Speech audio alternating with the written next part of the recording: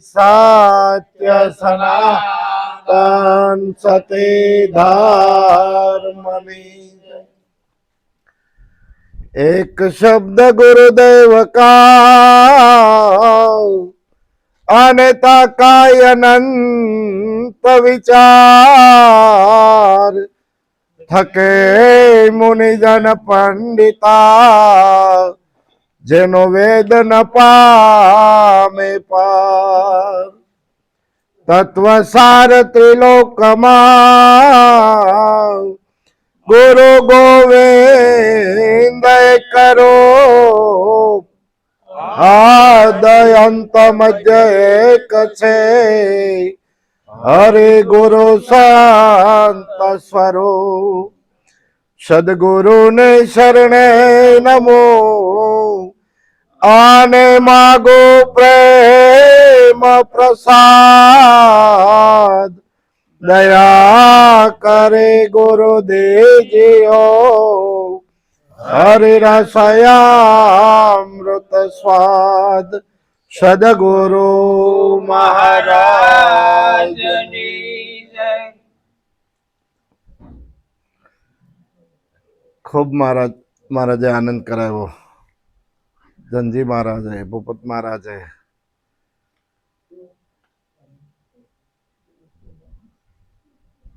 આનંદ ક્યારે થાય? આનંદ માટેની આપણી તૈયારી કેટલી? આપાપણું જ્યારે જાય ત્યારે આનંદ જ થાય. હમણાં કીધું ને કે ભાઈ સૌ છોકરી છોડવી પડે. દેહ દશા જ્યાં સુધી છે ત્યાં સુધી આનંદ થતો નથી.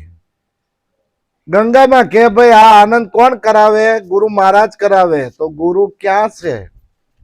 પિંડ બ્રહ્માંડ થી પરસે ગુરુજી મારો એનો દેખાડું તમને દેશ ન્યા નથી માયા લવ લેશ. કારણ કે માયાથી પર વસ્તુ છે અને આપણે ગોતતી છીએ માયાની અંદર. સુખ માયામાં નથી. આપણે સુખની ખોજ કરીએ ને તો સુખ શેનું છે? આપણે જે કાંઈક ધન મિલકત બધું કમાઈ છે એ બધી સગવડ છે. સગવડ.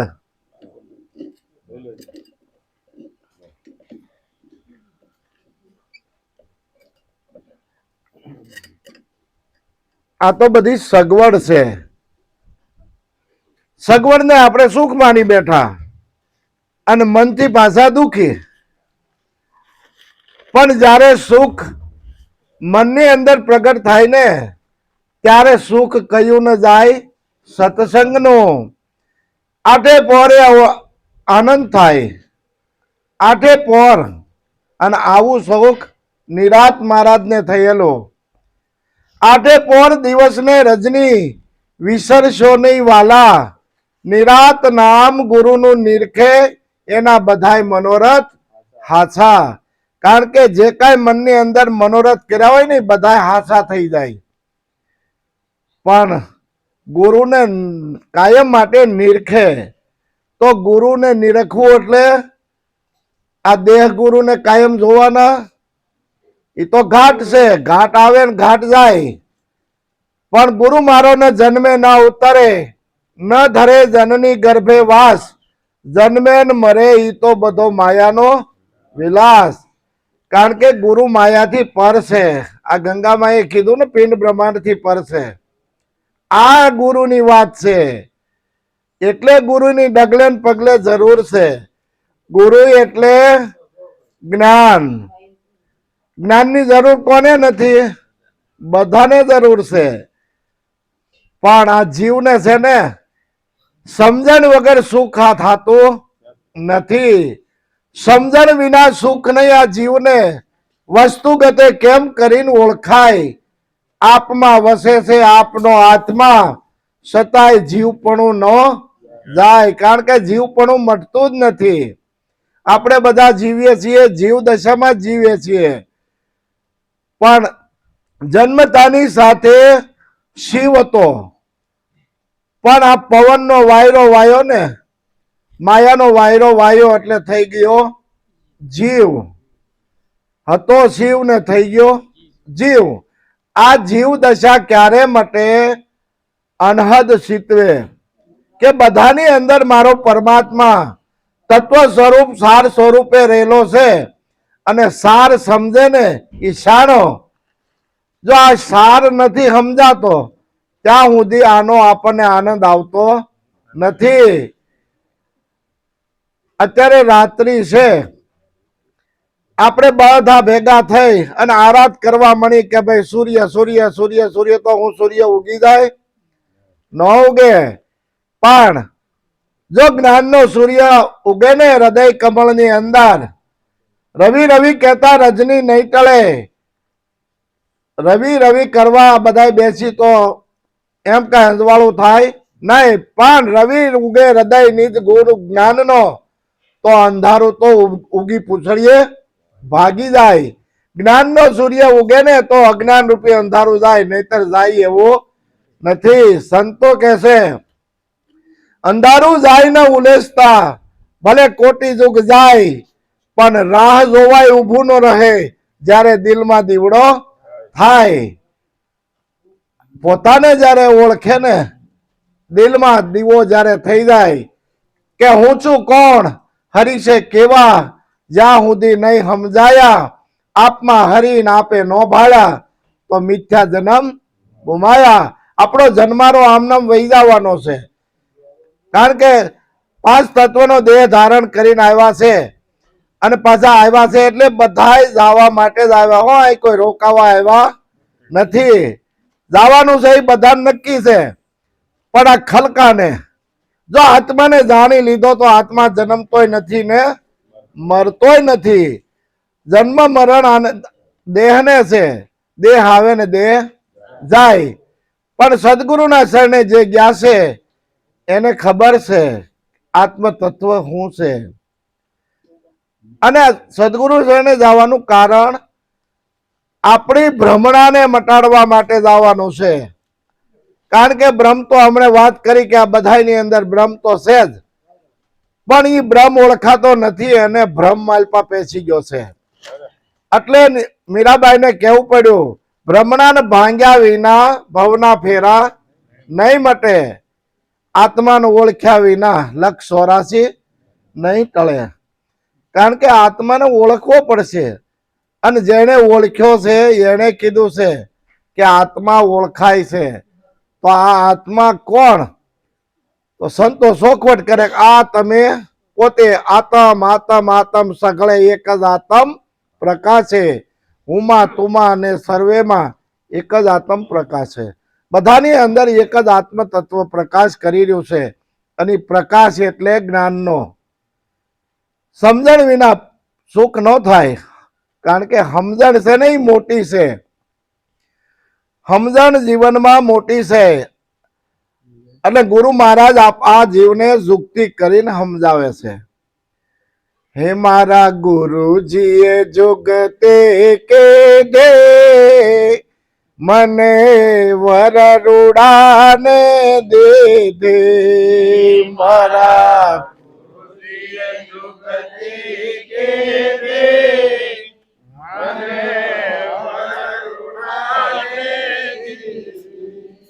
કુળ સજની સારો જોયો, કુળ સજની સારો જોયો, પરિભ્રમ સે સગપણ કે ધો, પરિભ્રમ સે દેહનો દુખડો ખોયો, જીએ જુગતે કે દે. મારા ગુરુજીએ જુગતે કે દે, મને વરરુડાને દીધી. મને એવા વરને હારે પરણાવી કે મારી દેહ દશા ટાળી દીધી. પરિભ્રમની હારે મારું હક પણ કીધું. બ્રહ્મ તો હતો જ, પણ પરિભ્રમ કોણ છે? બ્રહ્મને તો આખું જગત જાણે છે કે બધાના મુખમાંથી નીકળતો શબ્દ બ્રહ્મ સ્વરૂપ છે, પણ શબ્દને જાણવા વાળો જે છે ને એ પરિભ્રમ સ્વરૂપ છે.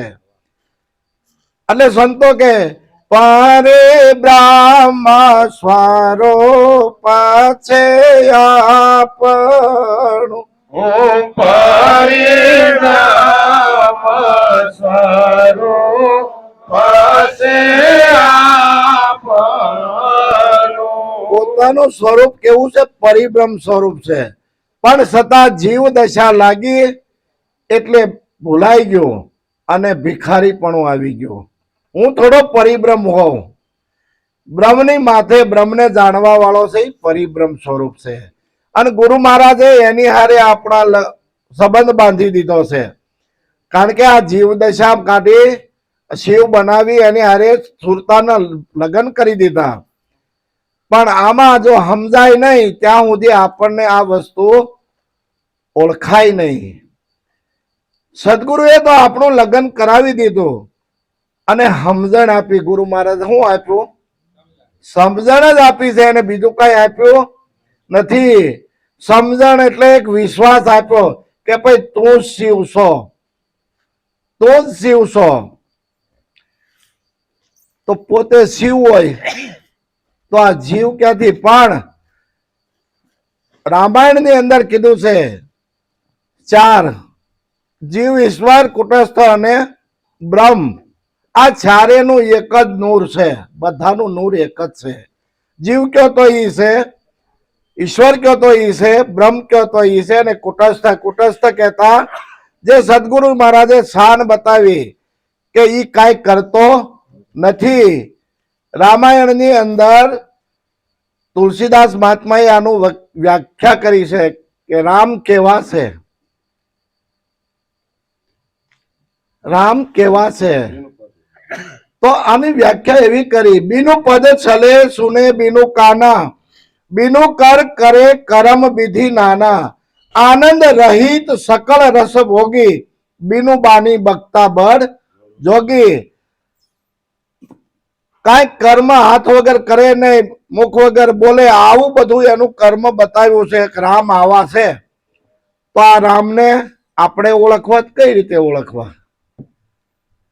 આ શબ્દને હાથ ખરા.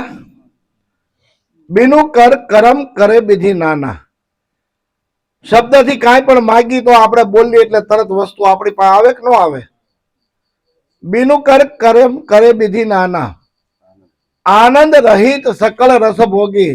બધાય રસને પાછો ભોગવવા વાળો ઈ જ છે, કારણ કે માલપા ભરપૂર ભર્યો છે.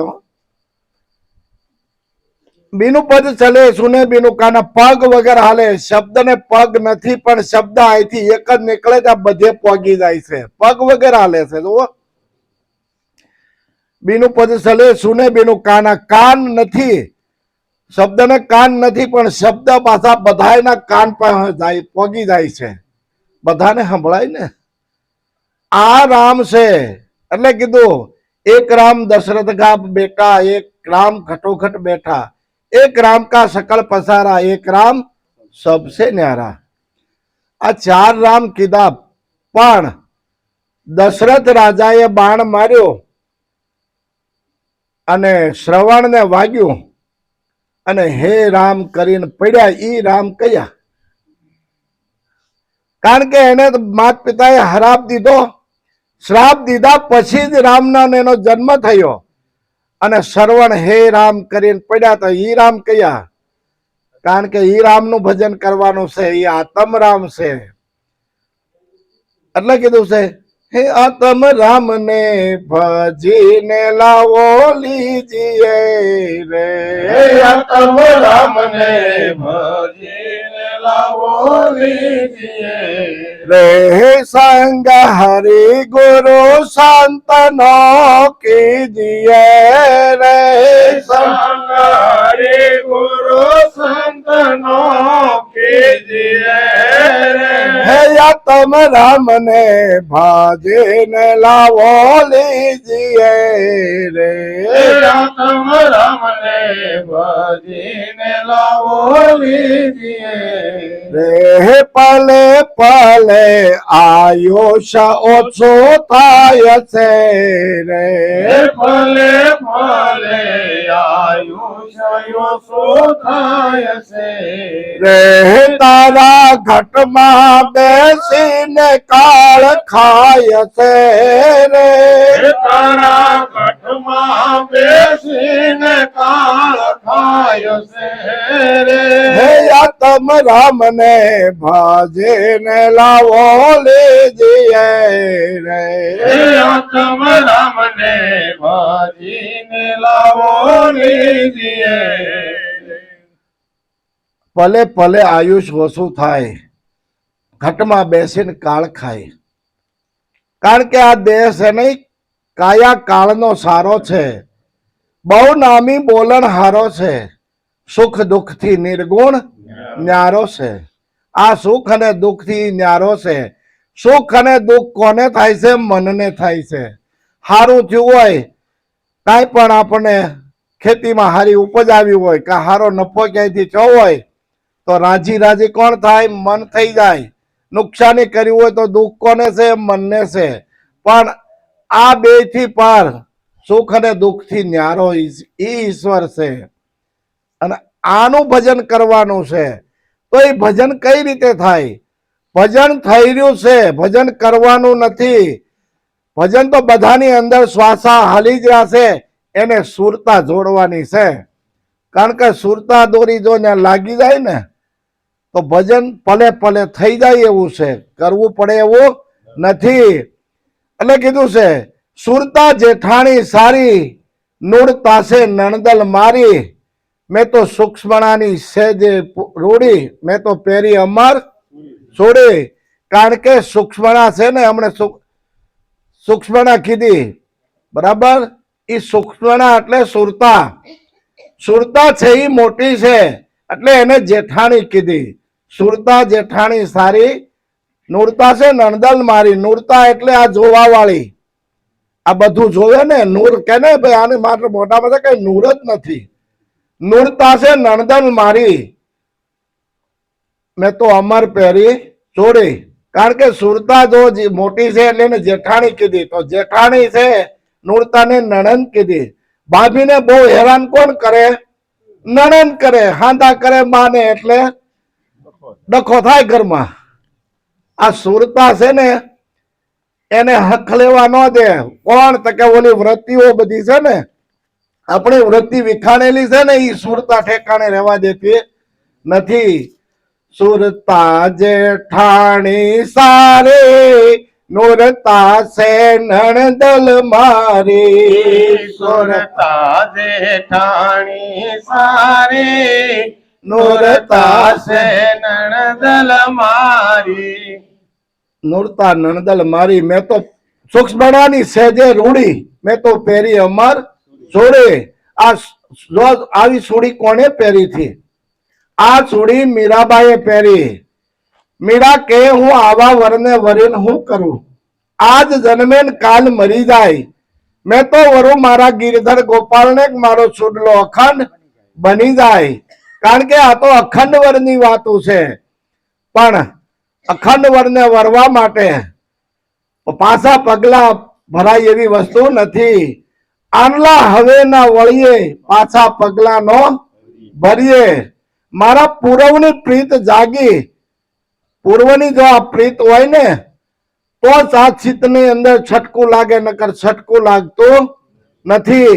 એટલે સંતો આમ સમજાવવા માટે શું કરે ખબર? સંત છટકું લાગ્યા વિના કેમ રીજે કીર્તાર? ઈયળની જો ભમરી બને તો આ નરને કેટલીક વાર, પણ જો છટકું લાગે તો આ કામ થાય એવું છે. હમણાં વાત કરી ને તુલસીદાસ મહાત્માની, રત્નાવલીએ એને કીધું કે પરમાત્મામાં જો આટલી પ્રીતિ રાખ્યો તમારા જીવનનું કલ્યાણ થઈ જાય. એને છટકું લાગી ગયું. તોરલે જેસલને એક શબ્દ એવો કીધો, એને છટકું લાગી ગયું. આપણે જોઈ છીએ કે આ જે થઈ ગયા ને એ બધાને છટકું લાગ્યું. એની દિશા બદલી નાખી. દશા બદલી નહીં, દિશા આખી ફેરવી દીધી. પૂર્વમાં જવું હોય પશ્ચિમમાં વહી ગઈ. એમ જેને જેને છટકું લાગે ને એટલે સંતો શું કરે ખબર?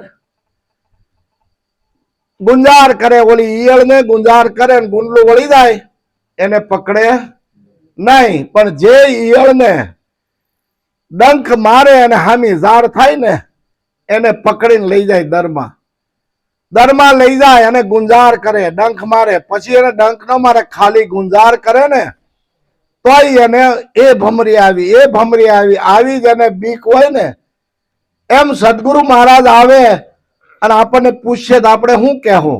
ગુરુ કરાવી તો નાખ્યા, પણ આવી તાલાવેલી જો અંદર હોય, ગુરુ મહારાજ આવશે કઈક પૂછશે તો આપણે શું જવાબ દેવું? એમ ખાલી ગુંજાર કરે અને એમાંથી એને પાંખું ફૂટી જાય. પાંખું કેવી ફૂટે? જ્ઞાન અને વૈરાગની. આવી પાંખ ઈયળ લાગી ઉડવા, સાચો મળ્યો ભમરીનો સંગ. જો ભમરી માંથી ઈયળ થઈ જતી હોય તો સદગુરુ મહારાજનું જ્ઞાન તો એવું છે કે આ જીવમાંથી શિવ થઈ જાય. પણ જીવ જાગે તો. એટલે ગુરુ મહારાજને આપણે શું કે એ ગુરુને વારે વારે આપણે બોલાવીએ. આખું જગત પરમાત્માને બોલાવે છે, પરમાત્માને બોલાવે, એના ભજન સત્સંગ બધું કરે. અને આપણે ઘરે ભગવાન આવે તો આપણને ગમે કે ન ગમે? ગમે ને. ભગવાનને ઘરે આપણને બોલાવે ગમે કોઈને? તો કોઈ ગમતો નથી. એમ ભગવાન બોલાવે તો કોઈ જવું નથી. આ જીવ દશા, આ જીવ દશા. પણ કદાચ કાલ છૂટતા દેહ આજે છૂટી જતો હોય ને તોય ગુરુના દરબારમાં જ જાય, બીજે ક્યાંય જાય નહીં. સંતો હસતા હસતા દેહ છોડે છે અને જીવ છે ને એ બરાડા પાડતા પાડતા દેહ છોડે છે. દેહ તો બેયને છોડવાનો જ છે. પણ કબીરે કીધું કે ભાઈ અહીંથી આવ્યા તો શું કરવાનું? જ્યારે જન્મ થયો ને ત્યારે બાબાનો જન્મ થયો હોય. જબ તું આવ્યો જગતમાં, જગ હસે તું રોય, એસી કરણી કરછલે, તુમ હસે જગ રોય. આ જગત છોડીને જવાનું હોય તો જગતમાં શું મૂકવાનું છે? સુવાસ મૂકીને જવાનું છે. દેહ કોઈનો મૂકીને કોઈ જાતું નથી. સુવાસ રહી જવાની છે. અને સુવાસ છે ને એ સંદનના ઝાડ જેવી હોય હો. સંદનનું ઝાડ સૂકું રહે નહીં, એ તો કાયમ સુગંધથી રેલાતું. કાયમ માટે સુગંધથી રેલાય. અને જેને જેને સુગંધની ખબર પડી ગઈ ને, સુગંધની તને ખબર ન હોય તો ફૂલડાને તું તોડીશ માં. પાણી ન પાતો સાલસે પણ ઉગતા સોડ ઉખેડીશ માં. સુરવીર ને તું જોઈને પ્રાણી કાયર થઈને ભાગીશ માં. કાયર પડાની વાતો કરીને બીજાને બીવડાવીશ માં. કાયરપણું આપણી અંદર આવી ગયું. મારાથી આ કઈ થાય નહીં, આ તો થઈ ગયા એવું નથી. કારણ કે આ ધરા છે ને વાંજણી નથી. આમાં કયેક વસુંધરા આમાં પડ્યા છે પણ આપણને ખબર નથી. કારણ કે ભક્તિ ક્યારે ખબર પડે? જ્યારે ભક્તિ કરે પાતાળ મેં, પ્રગટ હોય આકાશ, દાબી દુબી નોરે કસ્તુરીની વાસ. સાના સાના ભક્તિ કરતા હોય કોઈને ખબર ન પડે, પણ છેલ્લે ખબર પડે કે આ દાદાને ખબર પડી ગઈ મારે કાલે જવાનું છે. આપણે કોઈ દિવસ ભજનમાં જતા નથી જોયા, પણ એવું નથી. એને ભક્તિ કરી, સાના સાના કરીએ, પણ છતાંય સુવા છે એની વહી ગયા પછી જ આવે. સંતોને હંમેશા હયાત હોય ને ત્યાં સુધી કોઈ હક લેવા દીધો. અને સંત પ્રગટ પણ ન થાય હો, નકર જગત નો હક લેવા દે. કારણ કે કળસંગ બાપુએ ખાલી એક ગાયને બેઠી કરી અને તરત ઘરે પહેલા પહોંચી જાય. પરસો બતાવ્યો ને ત્યાં ઘરે કહે ગંગામાં ને કે કળસંગ બાપુએ ગાય બેઠી કરી. ઘરે ગયા અને ગંગામાએ કીધું ભગત તમે આ શું કર્યું? તો કે કા? તો કે ભાઈ તમે આ ગાયને બેઠી કરી અને તમે જાહેર થયા. એ કે પણ આવા કામ તો ઘણાય કર્યા હતા, પણ જાહેર કર્યા નહોતા. સંત કાર્ય કરે ને, ઈશ્વરને આધીન કરે, પરમાત્માને આડા રાખીને કામ કરે, કે ગુરુ મહારાજ જે કરશે કરવા વાળો ઈ છે. સંત કોઈ માથે લેતા નથી. પણ ભગત કાલ કોકને બળદ બીમાર પડશે, કોકની છોકરી બીમાર પડશે, અહીંયા ઘર ફળિયામાં લાઈન થાય, એટલે ખોટું તો થયું છે. પણ હવે શું કરવું? થાતા તો થઈ ગયું, જગ જાહેરમાં થઈ ગયું. એટલે એક ઓરડાની અંદર 3.5 દી કળસંગ બાપુ બેહી ગયા, અને છેલ્લે પોતાના અંદરથી ઉદ્ગાર એવો થયો ને કે બસ હવે એક જ સમય આવી ગયો છે સમાધિ લેવાનો. 3.5 દિવસે બહાર આવ્યા અને ગંગામાને કહેશે કે દેવી ભગવતી હવે છે ને મારે સમાધિ લેવાની છે, ખાડો ગળાવો. ભગત મારે ઈ જ કહેવાનું હતું કે તમે જાહેર થયા ને, જાહેર થાય એને દટાવવું પડે. એટલે ખાડો કે હું એ તમારી હારે આવું, હું એ તમારી હારે આવું. તો કે તમારે આવવાને હજી વાર છે.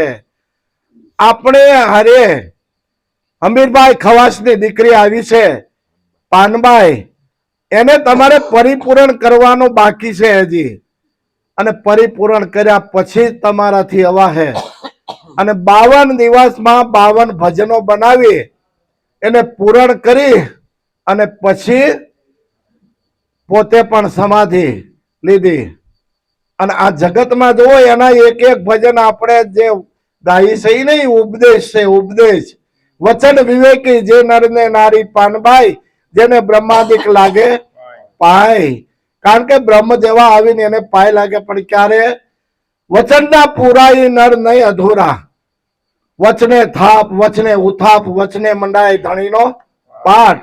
આ વચન છે ને એ ભક્તિનું અંગ છે. વચનથી વધે નહીં બીજું કાંઈ. વચનથી સાંધો, વચનથી આ સૂરજ, આ બધું વચને ઠેરાયેલું છે. હો, એને કોઈ દોરડેથી બાંધ્યા નથી. પણ આપણે આકાશમાં જોઈ છીએ એની વાત નથી. આની અંદર સાંધો સૂરજ છે ને, સાંધો સૂરજ બે આંખ્યું છે તારી, રાત દિવસ પલકે કરનારી, કીધો વીજળી માં તે સમકારો. આ જગત બધું ઝાંખું દિશે. પછી જગત છે, જગત રહેતું નથી. એને જગત અલિપ્ત થઈ જાય અને જગદીશ ના દર્શન થાય. આવું સદગુરુ મહારાજનું જ્ઞાન છે. અને જેને જેને સમજાય એને અહોભાગ્ય છે. સદગુરુ મહારાજ